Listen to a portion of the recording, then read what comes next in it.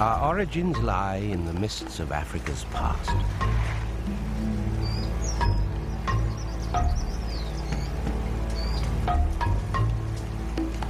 Apes and humans are both primates and share the same ancestors. Yet evolution has followed many winding paths and blind alleys during the millions of years that separate the first primates from ourselves.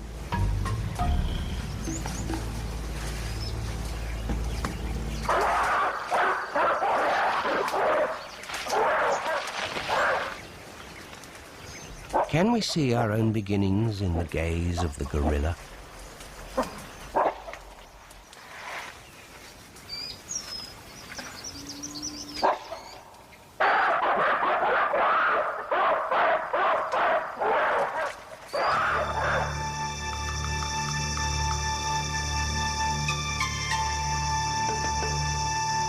The best place to peer into the dawn of the primate line is the island of Madagascar, where the modern descendants of the earliest primates still live in splendid isolation. The lemurs are descended from the first evolutionary experiments that were also to give rise to the apes over 50 million years ago. Just because they have been around a long time doesn't mean they are primitive. Many are highly specialized. These wide-eyed forest animals are nocturnal insect hunters. The aye is the most specialized of them all.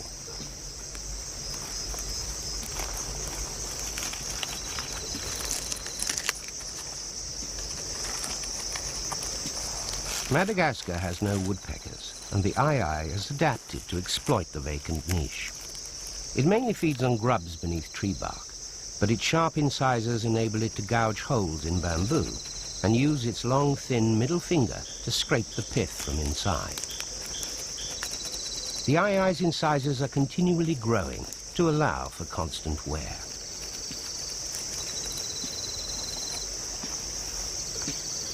These same techniques can also be used to reach the milk from unripe coconuts while they are still on the bough. The aye is one of the rarest lemurs, driven close to extinction by human superstition. Many have been killed because they are thought to bring bad luck.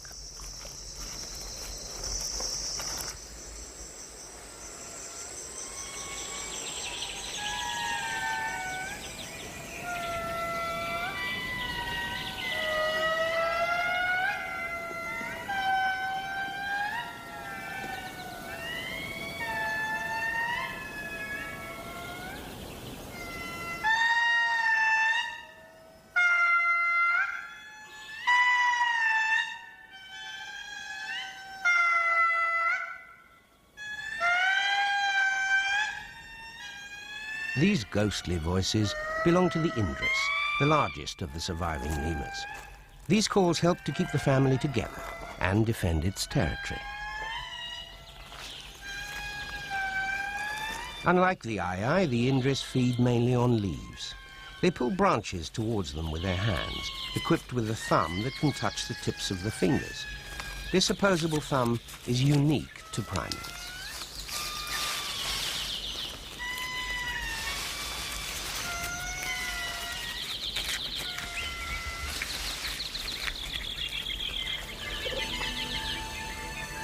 Because of its isolation and unique vegetation, the lemurs of Madagascar are only adapted to a very narrow range of conditions.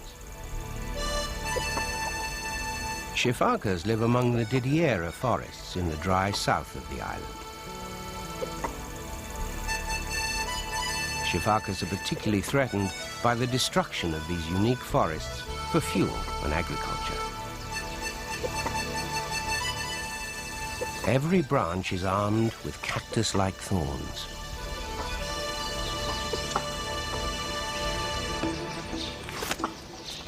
They have evolved the ability to leap from tree to tree without injury. Like most of the larger lemurs, they are only active by day and seldom come down to the ground. How they manage to avoid damaging their soft, leathery hands and feet is a mystery.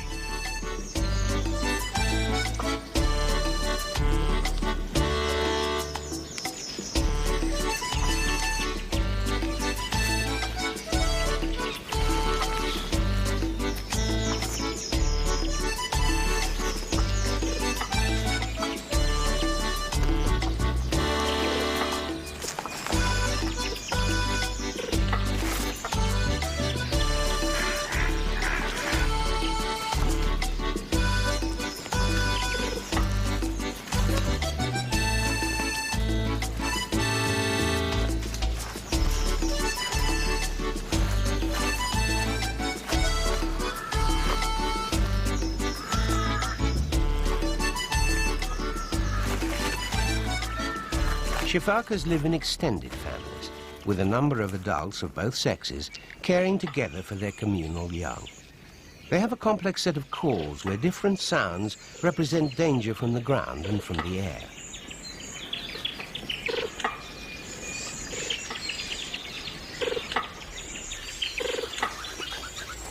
Only ring-tailed lemurs live mainly on the ground. Living in tribes of about 15 individuals, they have an even more complex set of signals. They communicate with their tails, using them not only as flags, but as a way of spreading messages through the air. Rubbing them with scent from glands on their wrists, they wag them towards an opponent in what's known as a stink fight.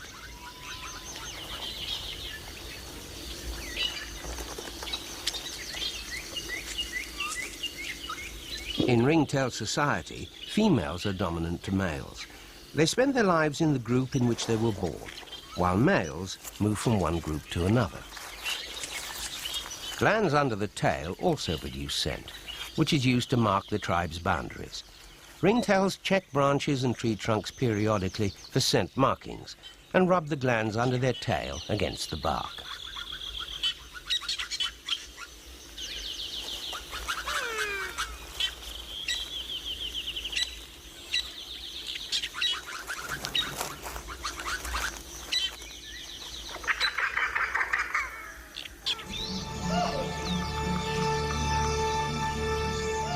On the African mainland, primate evolution took a different but parallel course.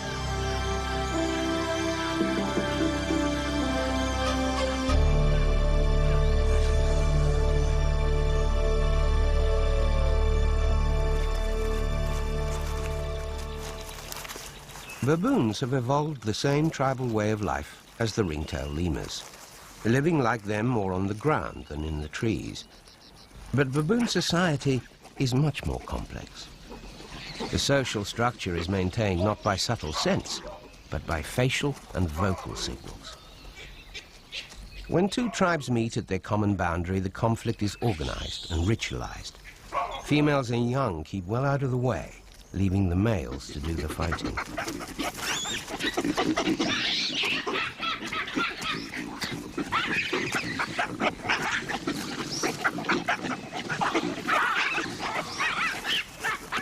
Dominant males confront each other and make ritualized displays of aggression or submission.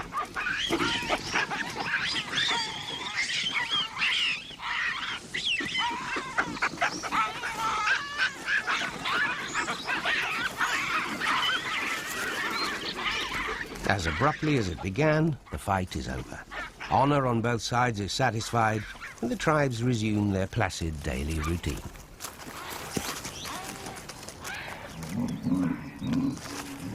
Baboons eat almost anything, from roots and shoots to insects. They even eat meat, gazelles and goats, which they hunt in organized parties. The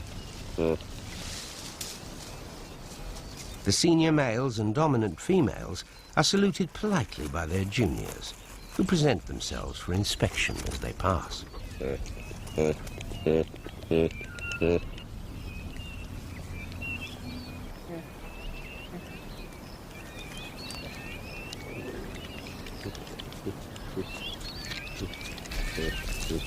As society gets more complex, there is more for youngsters to learn.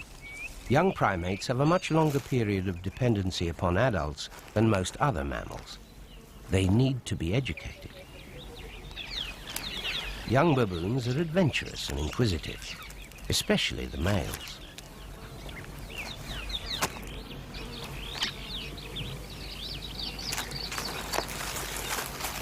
They learn by trial and error, supervised by a watchful mother. The males will leave the tribe when they grow up.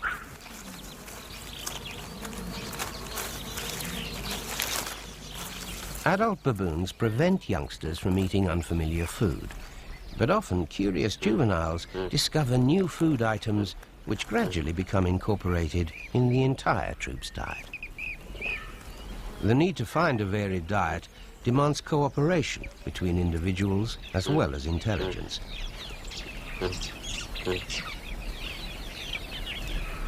She continues to suckle her infant until the next one is born, often as long as 2 years later.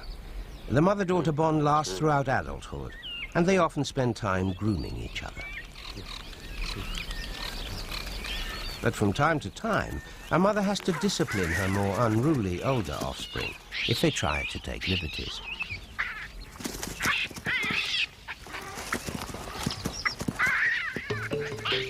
Because of their adaptability, baboons have colonized an amazing range of habitats in Africa, from deep forest to open savanna.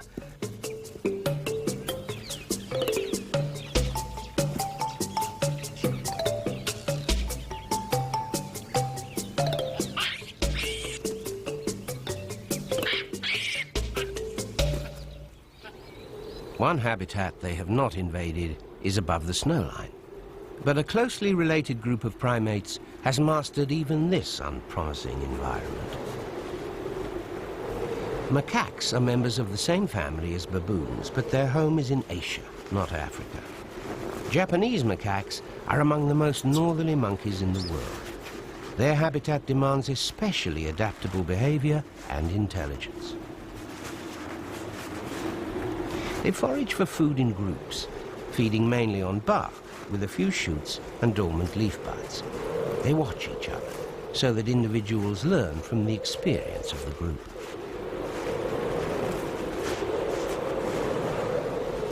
They used to spend the winter lower in the valleys, where the weather is milder. But pressure from the human population forced them to stay in the hills, even in the harshest of weather. Fruits, shoots and insects are so scarce during the winter in temperate regions that this may explain why most primates are found only in the tropics.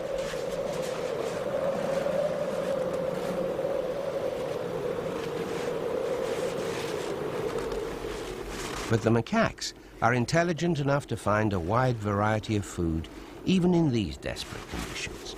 Grass roots and corms are a particularly nutritious food source, buried under the snow. They nibble at the snow occasionally. There is no free water to drink.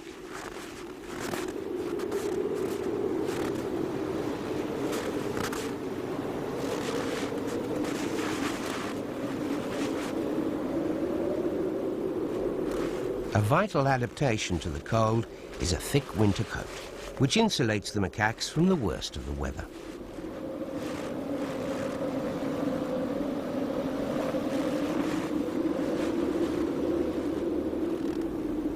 Mothers help their young, but despite their skills at finding food, there is barely enough nourishment to keep them warm in these bleak winter months.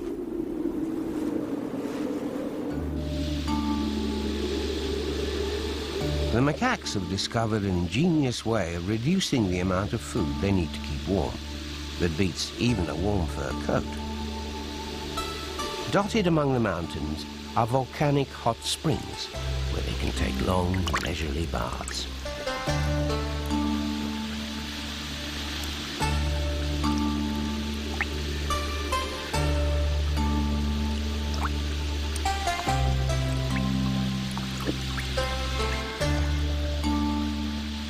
This is a perfect example of how curiosity and experimentation has allowed the primates, including ourselves, to overcome the rigors of new or unsuitable environments.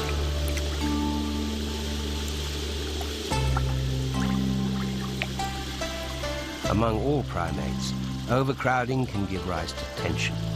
The macaques, like their relations elsewhere, deflect the aggression by grooming each other.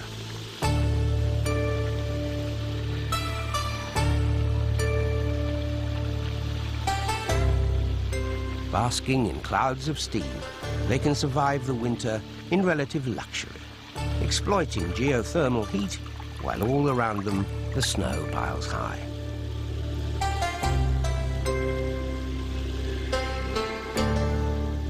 This region of volcanic activity extends south like a thread, connecting Japan to the Indonesian archipelago. These volcanic islands are home to a primate which bridges the gap between monkeys and the higher apes, including ourselves. The link between the monkeys and the higher apes is a group known as the lesser apes. Among them, the siamang, a type of gibbon. It lives high in the trees of the Malay Peninsula and Sumatra, rarely coming to the ground. The siamang is the largest member of the gibbon family. A large male can weigh up to 12 kilos. As the primates began to increase in size, they began to swing beneath the branches instead of balancing on top. The gibbons are absolute masters of the art.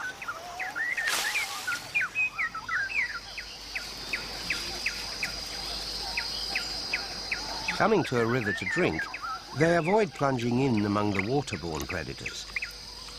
Instead, they drink as they dangle, scooping up water with one hand.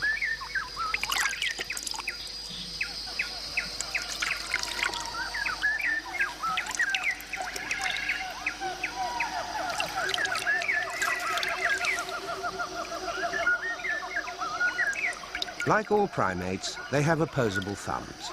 Without them, they could not maintain the grip on thin twigs. From the lemurs of Madagascar all the way up the primate line, this type of hand opened possibilities closed to other animals. Each pair of siamangs occupies a tree-top territory. From its center, in the early morning, they sing a duet.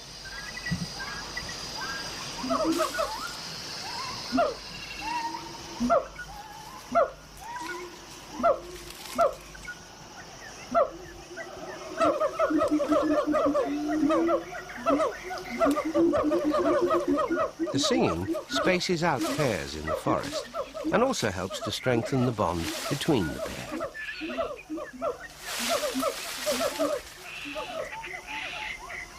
The acrobatic display of a siamang demonstrates its strength and ability to a potential mate, but it also contains an element of play and sheer exuberance.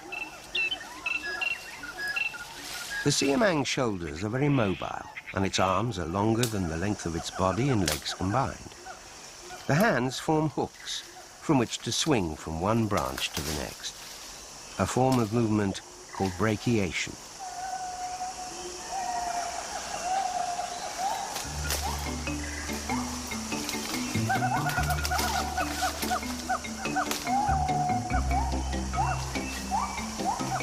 They have to travel widely around their 40-hectare territory, visiting places where they have learned that a particular fruit crop will be ready to eat.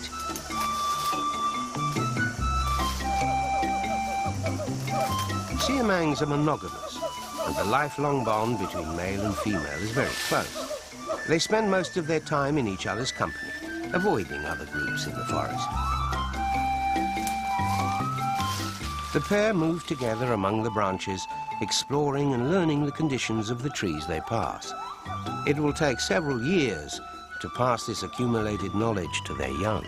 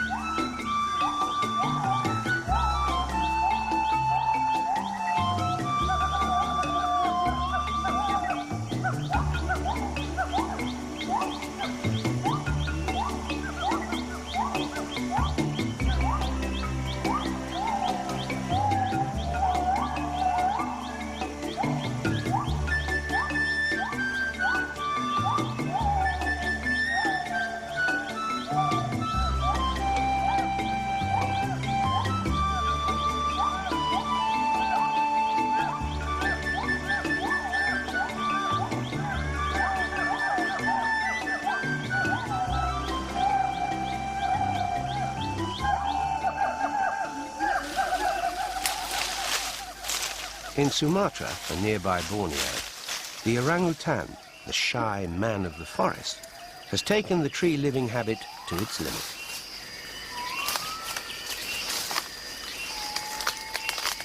Although they are competent climbers, they are much heavier than the gibbons. A mature male can weigh 90 kilos.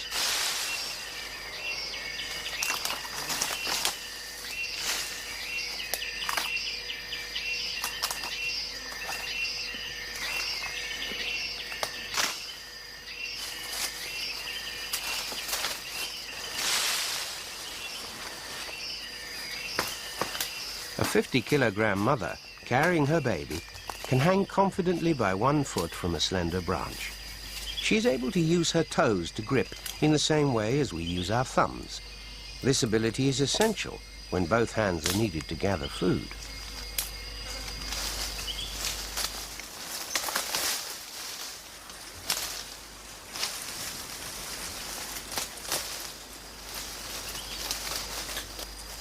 Orangs have none of the natural grace of the siamangs. Sometimes branches break under their weight and they are unable to leap from one tree to the next. Orangs have solved the problem in an ingenious way, using the natural spring of a sapling to swing backwards and forwards until they gain the momentum needed to reach a handhold. They don't always succeed. Lianas make an easier pathway through the trees.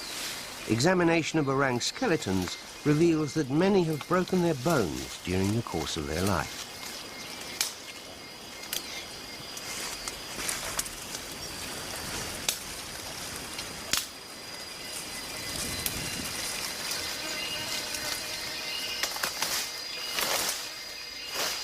Orangutans are gentle creatures, especially when they are young. This has caused problems with their human relatives. The charm of a young orang makes it a very attractive pet. These youngsters are survivors of just such an experience. At a rehabilitation center in Sumatra, they are fed and looked after until they are ready to be released back into the forest. They're orphans, deprived of adult orang company, and more important, education. Their mothers were killed so that they could be captured. Now they have outgrown the cuddly stage and their human keepers have become bored or afraid of them. The lucky ones find the chance of a new life here at the center. The humanoid appearance of orangutans indicates that they are quite close to us in the family tree. Many of their gestures and some of their bad habits are surprisingly familiar to us.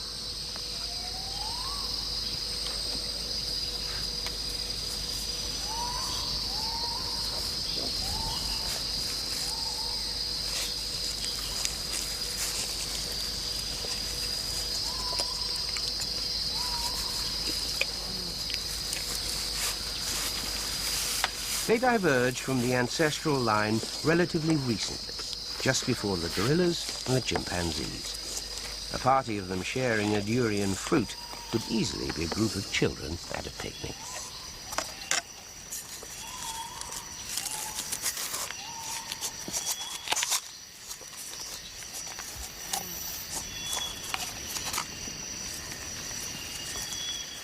In the wild, orangs often spend an entire day feasting on a fruiting fig tree. The fruits of the Indonesian rainforest are varied. Durians, jackfruit, lychees, mangoes and figs. Occasionally, they will eat insects and birds' eggs.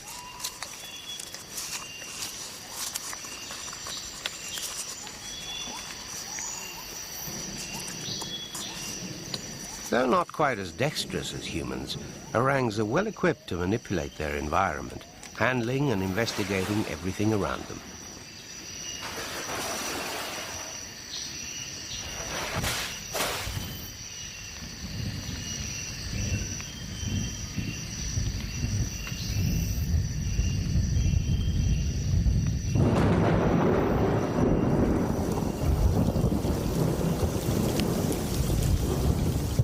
In the rainy season, their natural inventiveness is brought into service to find ways of keeping dry.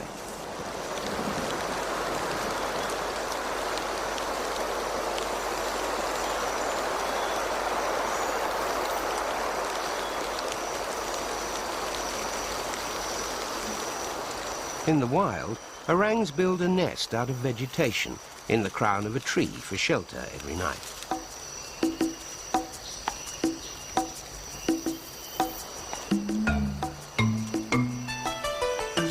Young animals learn from their elders, adapting their techniques to take advantage of whatever they can find around them in the forest.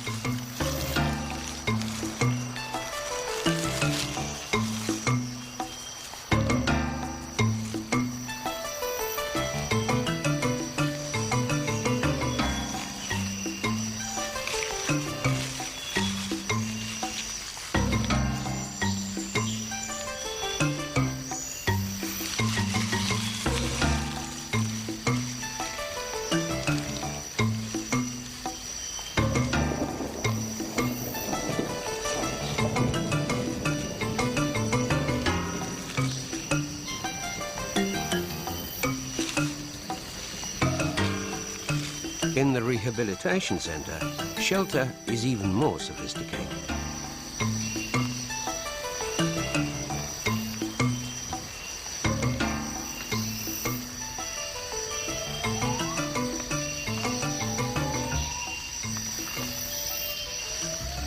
Climbing is an inborn skill, but it needs practice. For young orangs, practice is evidently a pleasure, and the forest is a huge natural gymnasium.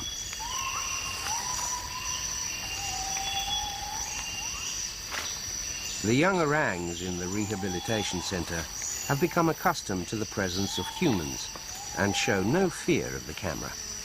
The front of the lens is like a mirror.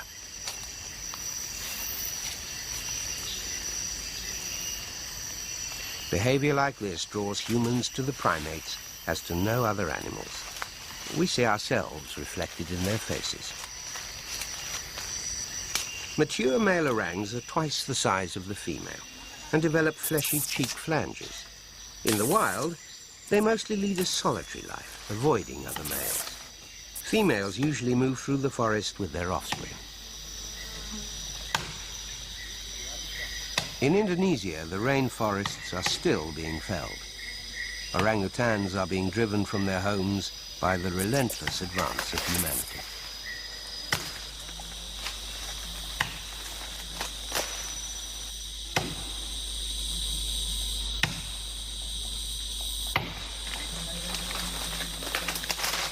Young orangs were taken out of the forest to supply a demand for the pet trade. Tree fellers working in the forest soon learned that every young orang they could catch would be worth a month's wages.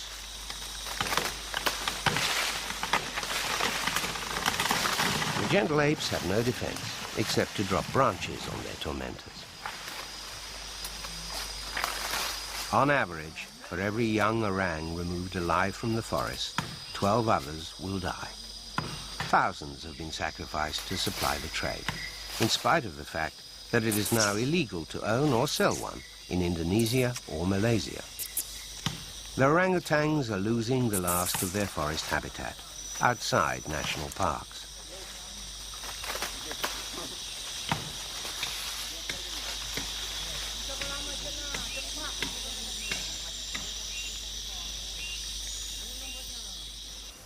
When we move to Africa, the cradle of the human race, things are no better for our close relative, the gorilla. All gorillas live in a narrow band of forest stretching across equatorial Africa, and all these forests are under threat.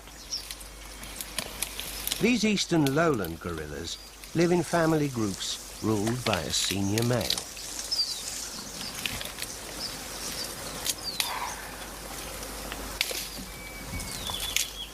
Their diet is very varied and seasonal. Like other primates, they need intelligence to learn where and when to find food, and how to exploit a good supply.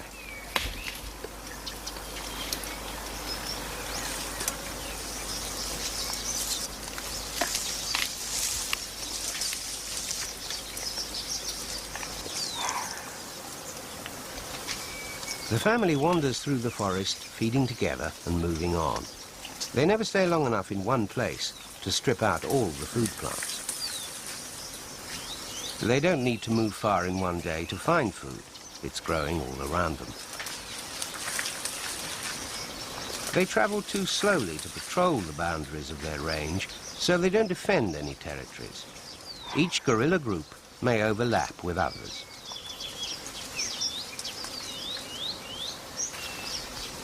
The big silver-backed male in charge of this family group takes special care where a road crosses their route. Roads can mean danger from human hunters, so he ushers the family across under his watchful eye. The black-backed junior males take their share of responsibility, but the silverback is overall leader of the group. He leads them on at a steady pace of about 3 kilometers per hour to the next feeding area.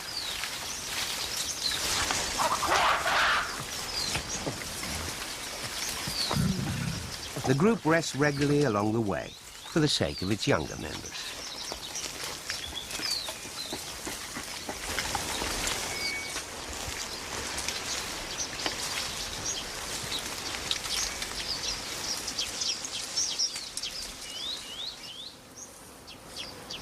The rarest gorillas of all, the mountain gorillas, live in the remote mountains of Rwanda and Zaire. The male gorilla is much larger than the female because he has to compete with other males for control of the females in his harem. These conflicts are seldom violent, usually consisting of ritualized chest beating and charges. Young gorillas use up their energy by sparring under the gaze of their elders.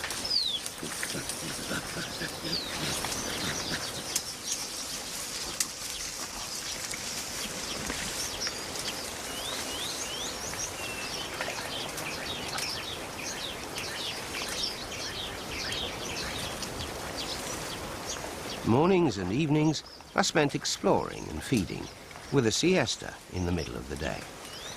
Subordinate members of the group take their lead from the silverback. When he feeds, they all feed. When he moves on, they all follow.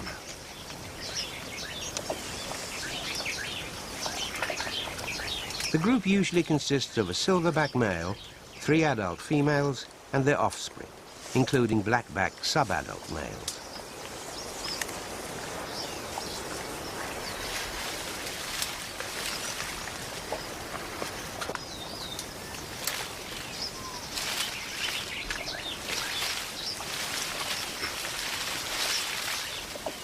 Young males are tolerated until they reach sexual maturity, when they leave the group and lead a solitary life before setting up a harem on their own.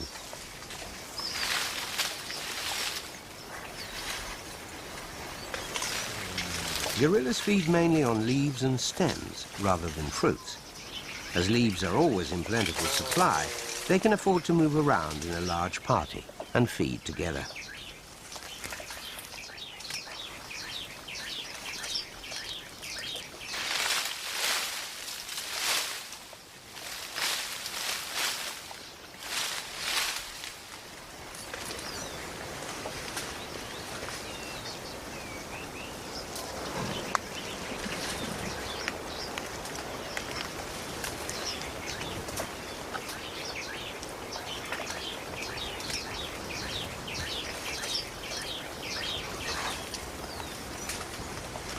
The care they take of the youngsters in the group is returned by evident trust and affection.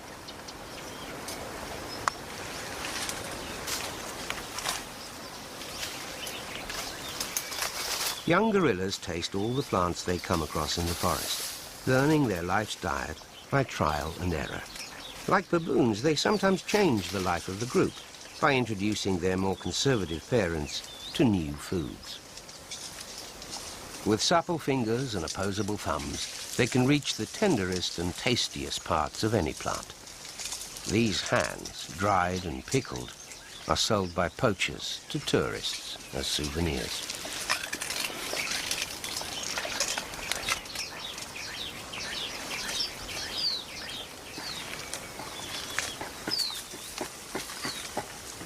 When the morning's feeding is over, the gorilla family settles down, making comfortable nests for their siesta.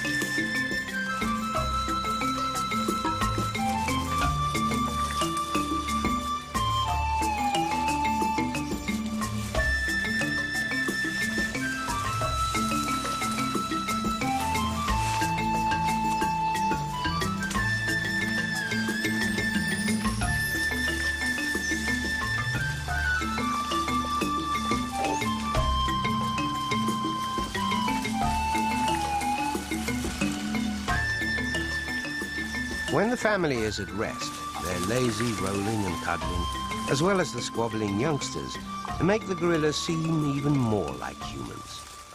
This is why, to most people, killing them for any purpose seems so like murder.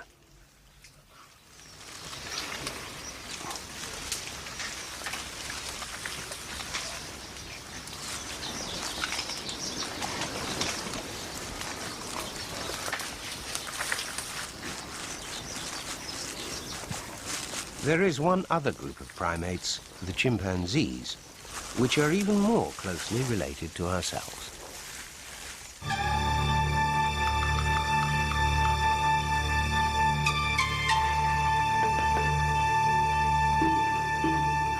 In a small surviving patch of forest on an island in West Africa, scientists have been studying their closest relatives in the animal kingdom, a community of chimpanzees.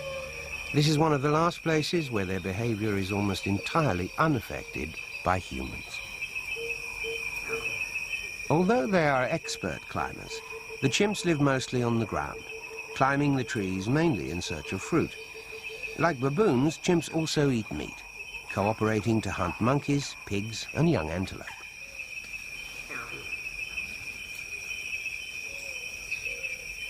Like gorillas, they know their part of the forest in great detail. Each community has its own territory, which it patrols regularly, watching for intruders and checking on the state of the food plants.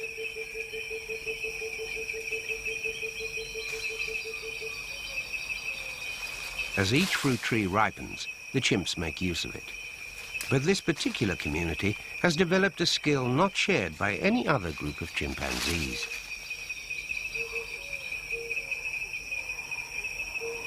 It arose as an ingenious solution to an awkward problem.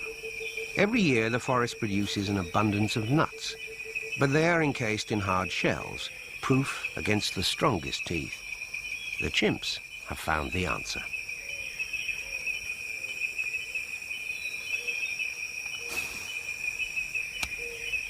They collect the nuts from the forest floor and take them to a clearing where they have assembled the tools they need.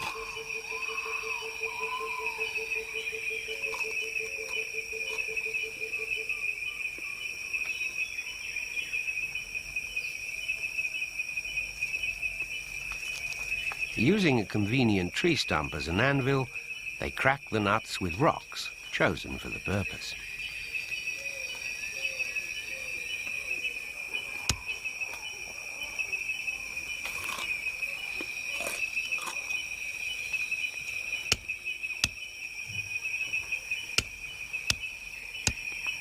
It's nourishing food, full of fat and protein, available to the chimps only because of their dexterity and intelligence.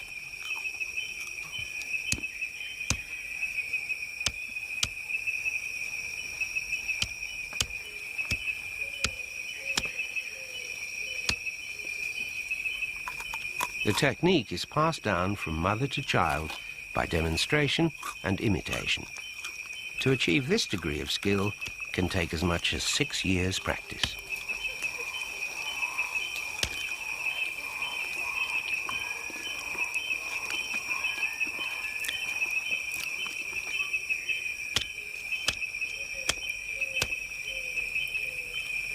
Our fascination with chimpanzees is enhanced by the discovery that they share with humans 98.4% of their genes. They are more closely related to us than they are to gorillas.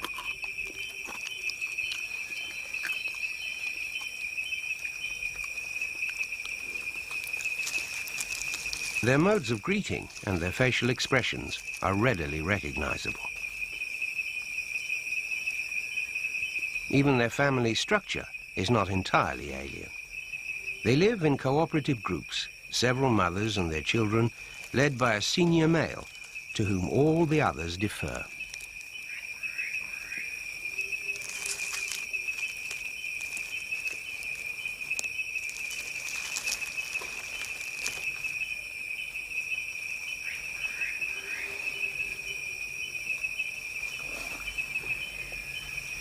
Chimps use another tool to gather termites.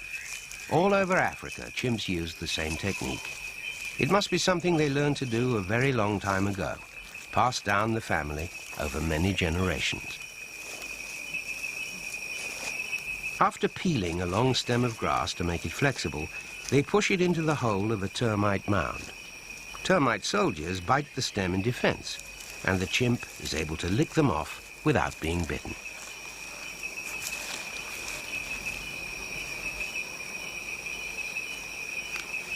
Tools are not only used for feeding. At moments of high tension, chimps use sticks and stones as weapons.